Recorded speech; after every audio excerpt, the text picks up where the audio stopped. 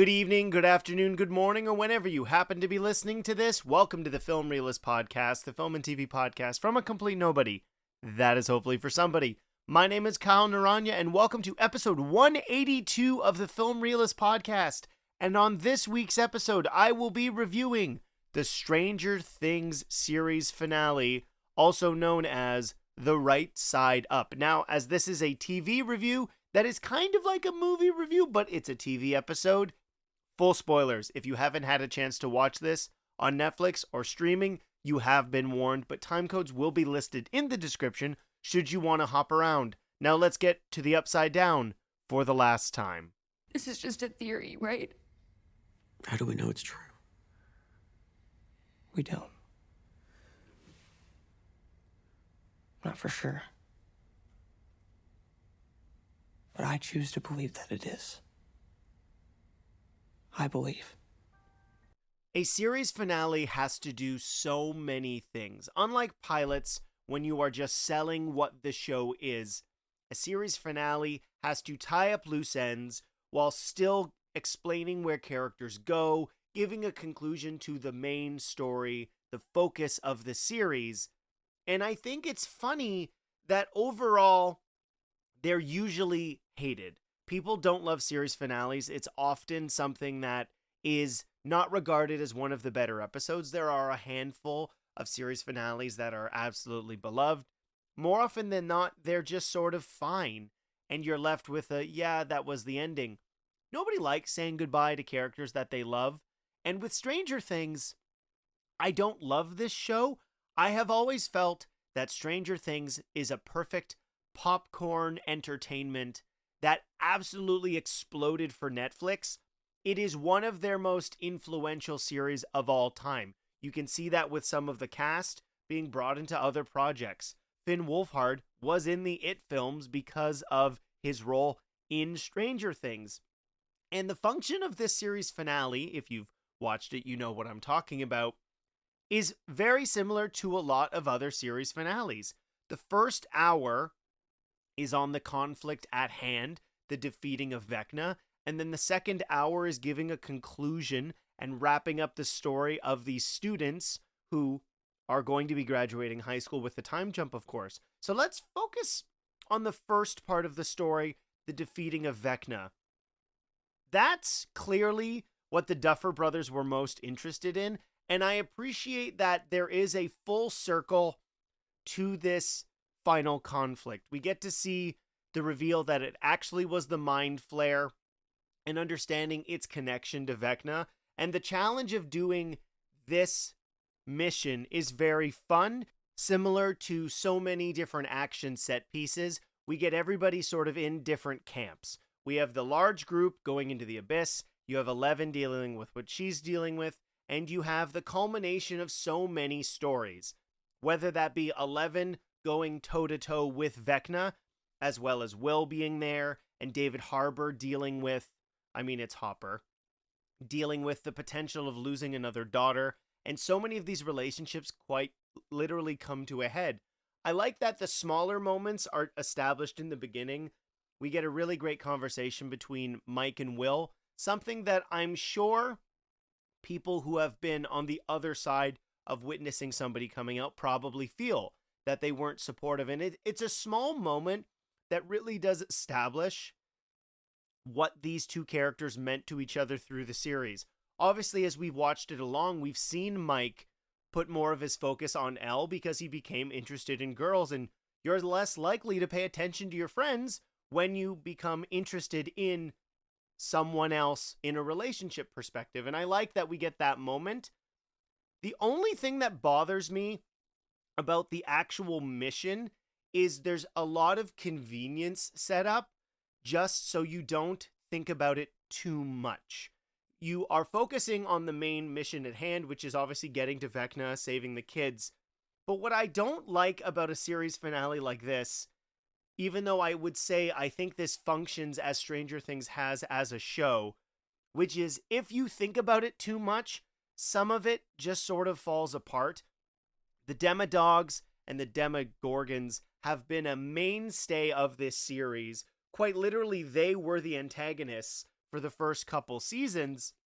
And the Upside Down, just based on how long you have to tell this story, just winds up being significantly less scary a place because we need characters to get to certain places. We can't have conflicts because that would be an issue, and we have to maintain the army as antagonists to our group because we introduce them just because it's a significant consistency that people are interested in the Upside Down and they want to use the abilities of El or Vecna or everyone else to take down the Russians.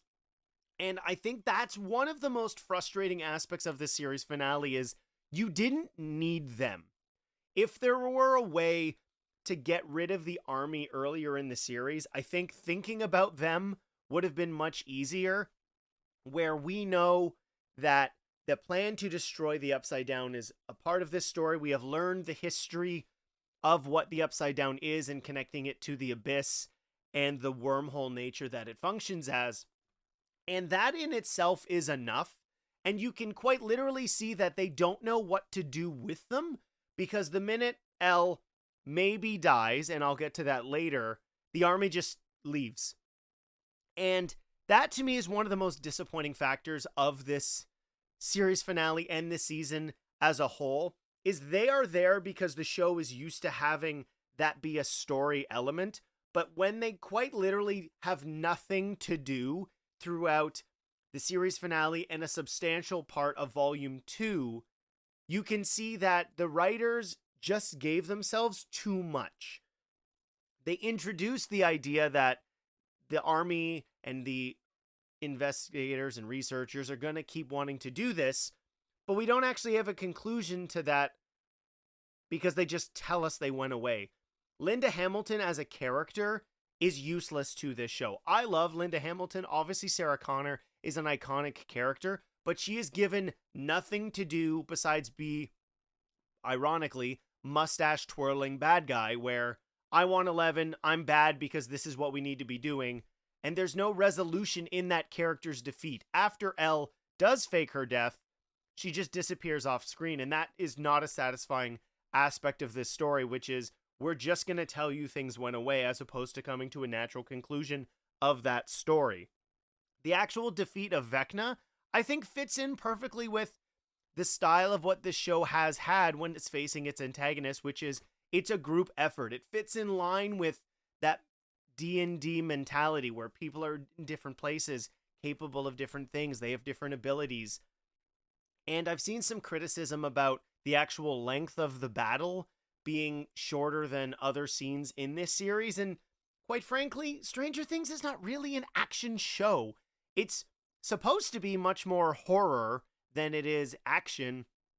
And the big spectacle of the Abyss at times doesn't necessarily look great, but it's much more about what the characters mean and their relationships that makes that compelling drama. To see these kids who were so petrified of a Demogorgon, and I mentioned this in my season 5 volume 1 review, that they're now prepared.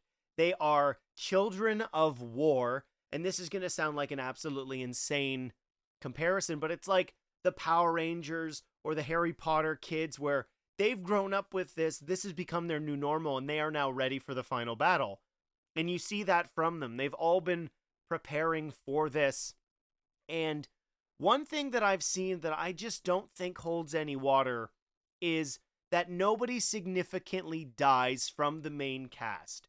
You get a near-death experience with Steve, saved by Jonathan, and then Elle may or may not die. Again, I'm going to get to that in a little bit, but this series has never been one to kill off one of the main kids, or even one of the main characters of the show. Every time they've done this, killed off a character of significance, they have been introduced in that season. We had Samwise Gamgee in season 2. We had Billy in season 3. And Hopper at the end of season 3. But we then found out Hopper was alive immediately in season 4. And then you had Eddie in season 4. All these characters were introduced kind of to be cannon fodder. Now, that's not to say we didn't care about those characters, because you do. They're written well, so you don't want them to die, but those characters are not meant to be in the rest of the series. They are there to die, to explain the significance of the challenge at hand. And those characters work and those stories work, but none of these kids were going to die. The one opportunity to wipe a main character off was Hopper, as I mentioned, and they didn't do that. I did not think this was going to go Game of Thrones with its main characters, because similar to something like Harry Potter, the main kids are going to make it through, because that's not the story they're trying to tell. This is a story of children becoming adults. That is the overall tale in this messy horror drama that this is. There's obviously some science fiction elements as well. So all those kids were going to get through.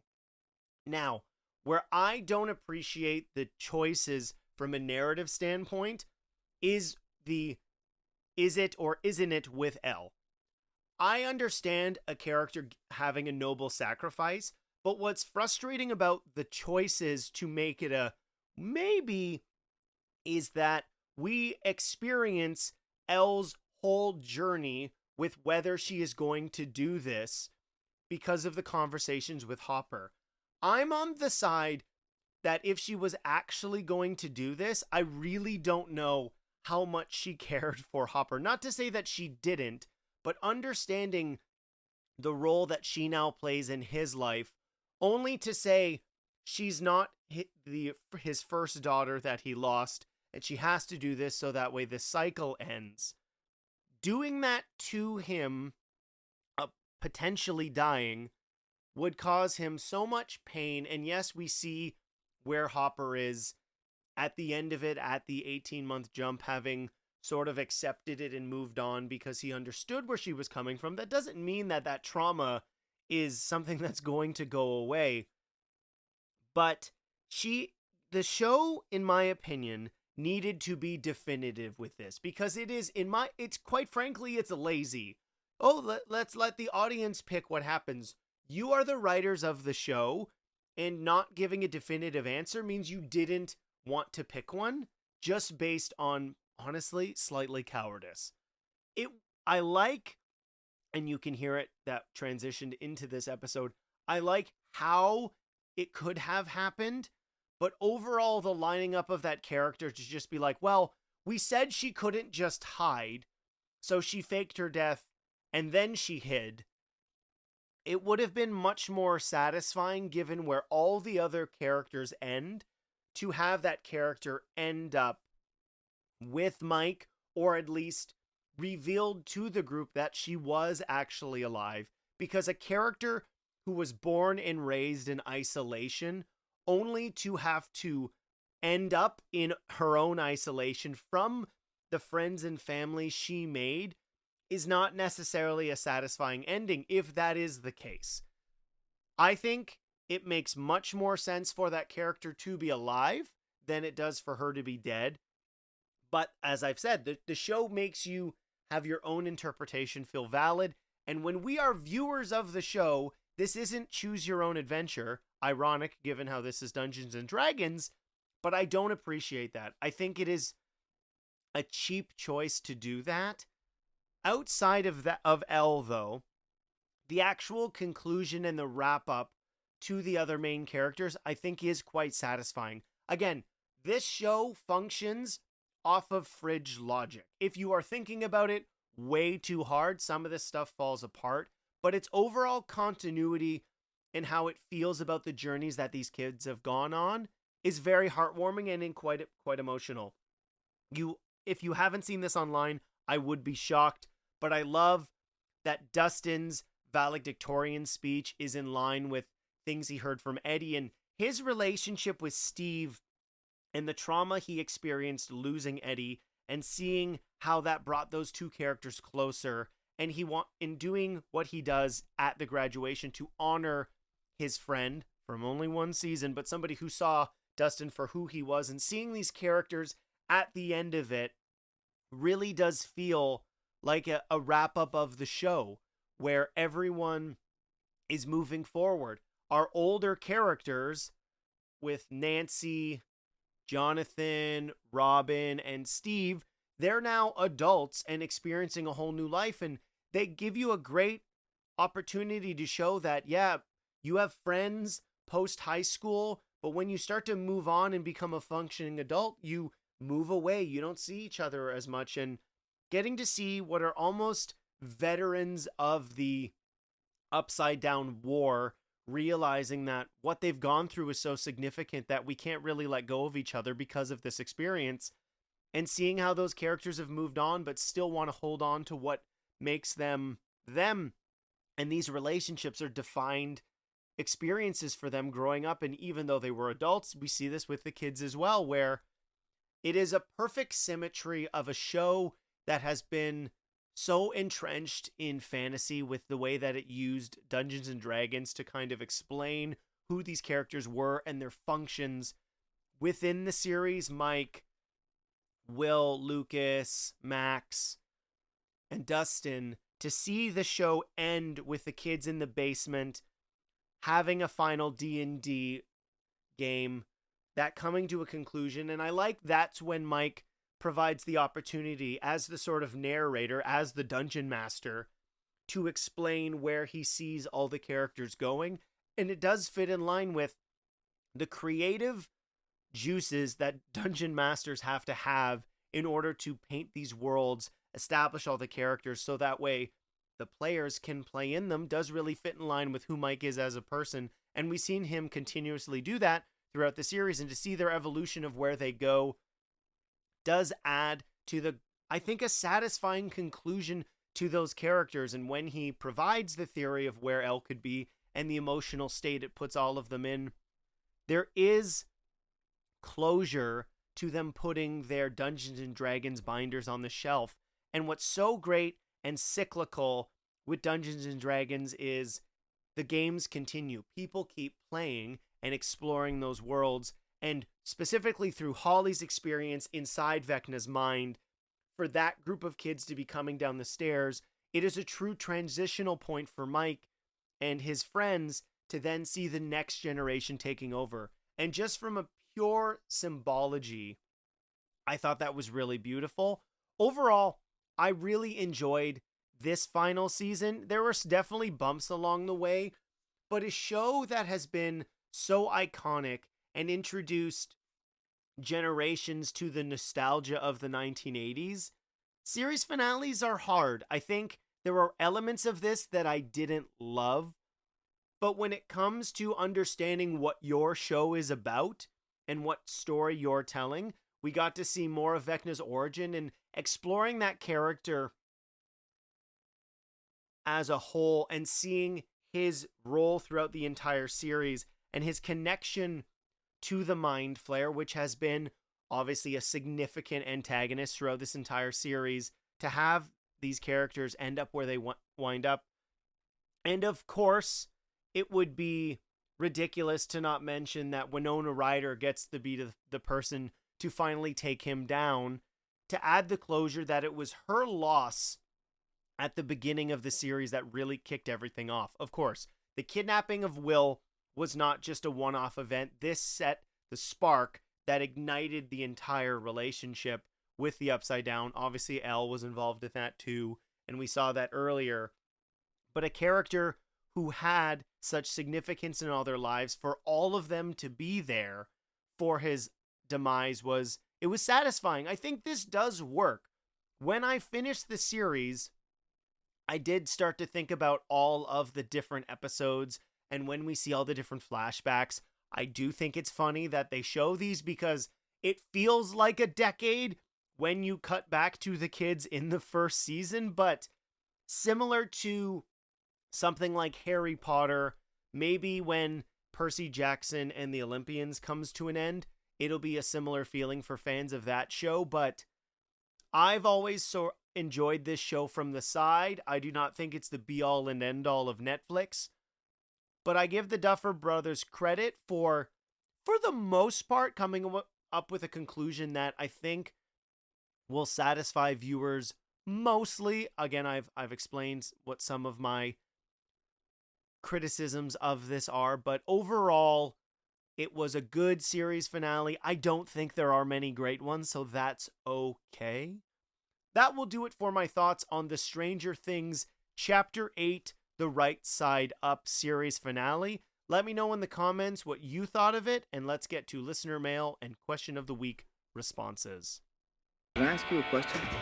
Just one? There's something I've been meaning to ask you. I ask the questions, you answer the questions. Why do you ask questions to which you already know the answers? Did that count as a question? Yes. Damn it.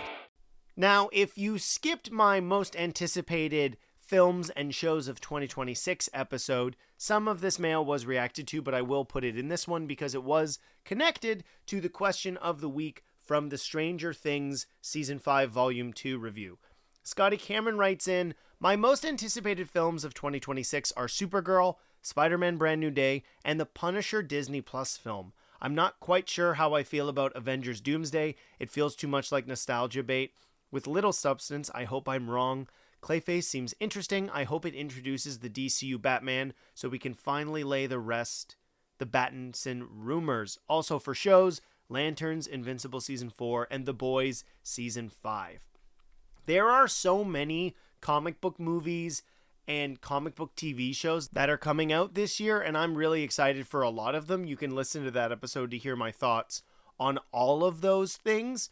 Now, I'm really excited because this episode releases at 12 a.m. midnight, January 5th, but there will also be another episode today. If you've been following along with what my most anticipated shows of this year are, and an honorable mention to one of my favorite shows of 2025, The Pit Season 2 comes out this week. The first episode comes out on Thursday, and I was fortunate enough to get to see the first 9 episodes. So if you're listening to this first thing in the morning, Eastern Standard, at 11 a.m. Eastern Standard Time, you will get to hear my thoughts on the first 9 episodes of The Pit Season 2. So if you aren't, make sure you are following The Film Realist on your preferred podcast platform. Subscribe on YouTube. We are so close to hitting that 500 subscriber mark, which would be absolutely incredible. Leaving a review on your favorite podcast platform also helps the old podcast algorithm, gets the show heard by more people. If you're listening to this on the Multiverse of Color, hello, welcome to the show. I hope I get to see you next week. And with that being said, next week's episode will be a review of the first half of Fallout Season 2. So that's episodes 1, 2, 3, and 4. You can look forward to that, which is the inspiration behind the question of the week. Have you played the Fallout games? If so, what is your favorite Fallout game in the series? To let me know, you can comment below, you can email the podcast, filmreelistspod@gmail.com, or you can answer below directly on Spotify and YouTube. I look forward to your answers and to hear me react to them. Make sure you check out next week's episode. My name is Kyle Naranya, and I look forward to seeing you next time.